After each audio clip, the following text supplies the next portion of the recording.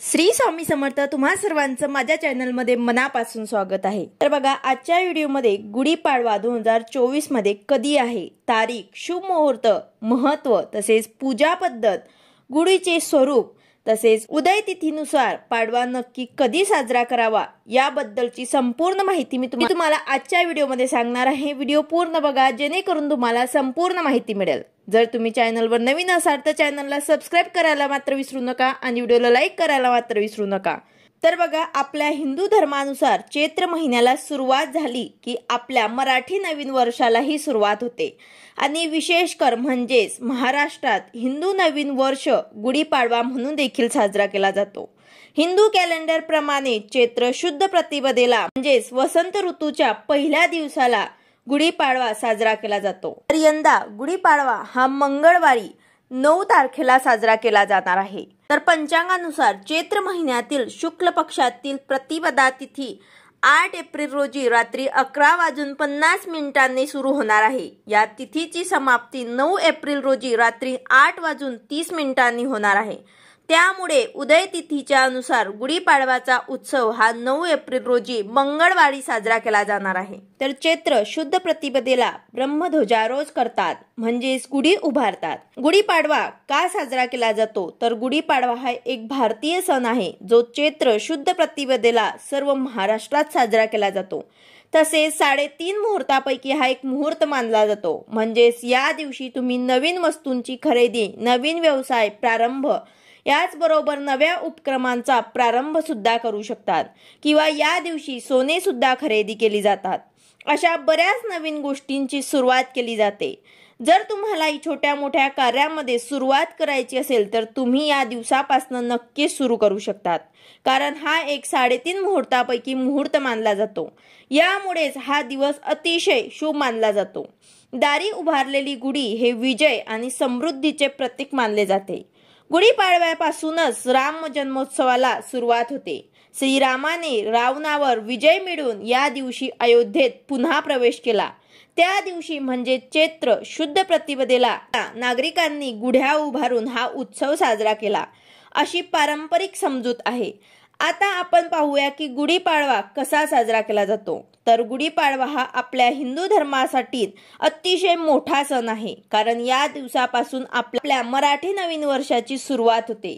काही जणांना म्हणजेच विशिष्ट नवीन पिढीला गुढी कशी उभारावी याची बरीचशी माहिती नसते, तर लोक या दिवशी नवीन कपडे घालतात आणि हा सण मित्र कुटुंबातील सदस्यांसोबत आणि नातेवाईकांसोबत मोठ्या उत्साहात साजरा केला जातो।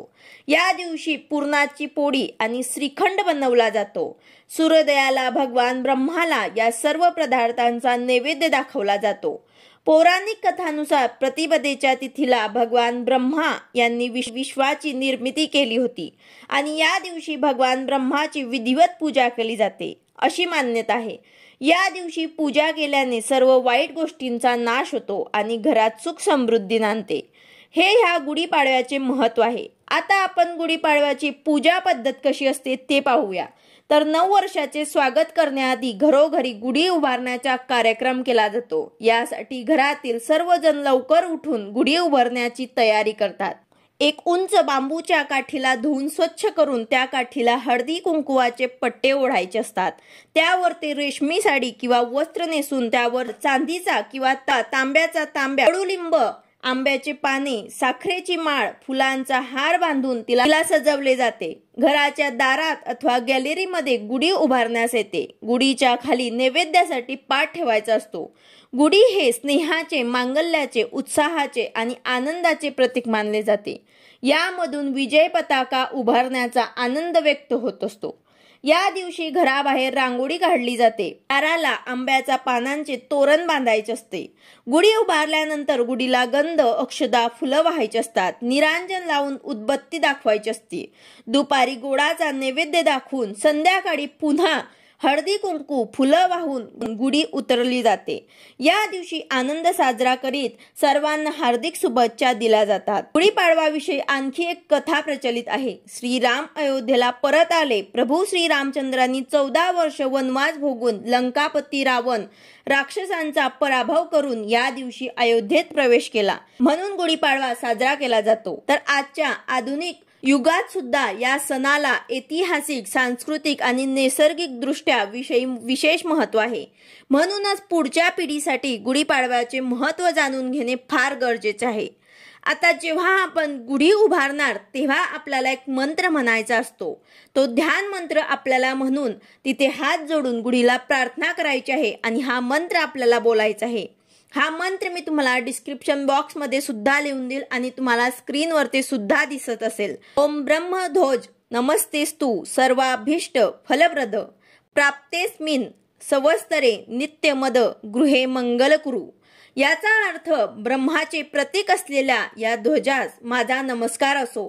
सर्व प्रकारचे फल मला मिळू दे। या वर्षामध्ये माझ्या घरामध्ये नित्य मंगल व्हावे ही प्रार्थना करून हा मंत्र आपल्याला बोलायचा आहे। या मंत्राचा असा अर्थ असतो। हा मंत्र म्हणून झाल्यानंतर ओम ब्रह्मध्वजाय नमः या मंत्राने गुढीची पंचोपचार आपल्याला पूजा करायची आहे। पूजा झाल्यानंतर नवीन पंचांगावरील श्री गणेशाचे पूजन करायचे आहे। पंचांगात प्रारंभी दिलेल्या संवत्सर फल वाचायचे आहे। त्याचबरोबर ज्यांच्याकडे शेत असेल तर त्यावेळेस दुपारी सर्व शेतकऱ्यांनी आपल्या आपल्या शेतांमध्ये मध्यभागी खड्डा करून त्यात सीता मातेचा नैवेद्य पुरवायचा आहे। अशा प्रकारे अशी गुढी घरोघरी गुढीपाडव्याच्या दिवशी सकाळी अभंग स्नान करून घराच्या उंबऱ्याच्या बाहेर उजवीकडे जमिनीवर स्वस्तिक रेखून सूर्योदयाच्या वेळी उभारली जाते। गुढीला ब्रह्मध्वज असेही म्हणतात। सूर्योदयाला गुढी उभारल्यानंतर प्रजापती तत्व वेगाने तांब्याच्या कलशामध्ये वेळूच्या काठीमध्ये येतात। सूर्यास्ताच्या वेळी प्रजापती लहरी संपतात तेव्हा ब्रह्मदेवाची पूजा करून ब्रह्मध्वजाय नमः असं म्हणून नमस्कार करून गुढी उतरली जाते। गुढी आपण आत आणल्यानंतर कलशामधील प्रजापती लहरी घरामध्ये प्रवेश करतात। यामुळे घरामध्ये सुख, शांती, ऐश्वर, आरोग्य नांदते। त्या दिवशी घराच्या दाराला लावलेले आम्रपानांचे तोरण हे मंगल सूचक असतात। तर अशा प्रकारे या दिवशी सर्व शुभ कार्याचा मंगल मुहूर्त पाडवाच असतो। म्हणून या दिवशी कोणत्याही नवीन कार्याला तुम्हाला शुभारंभ करायचा असेल तर तुम्ही आवर्जून करू शकतात। जेव्हाही आपण संध्याकाळी गुढी खाली उतरवणार तेव्हा आपल्याला ब्रह्मदेवांना प्रार्थना करायची आहे की हे ब्रह्मदेवा, हे विष्णू, आज दिवसभरात या गुढीत जी शक्ती समावली असेल ती मला मिळू दे हीच आपल्या चरणी प्रार्थना। तर अशा प्रकारे आपल्याला गुढीपाडव्याला गुढी उभारायची आहे। हे नव वर्ष आपणास आनंद, सुख, समृद्धीचे दावो श्री स्वामी चरणी हीच प्रार्थना करते। व्हिडिओ आवडला असेल तर लाईक करा, शेअर करा, सबस्क्राईब करा। भेटूया अशाच नवीन व्हिडिओ सोबत। श्री स्वामी समर्थ।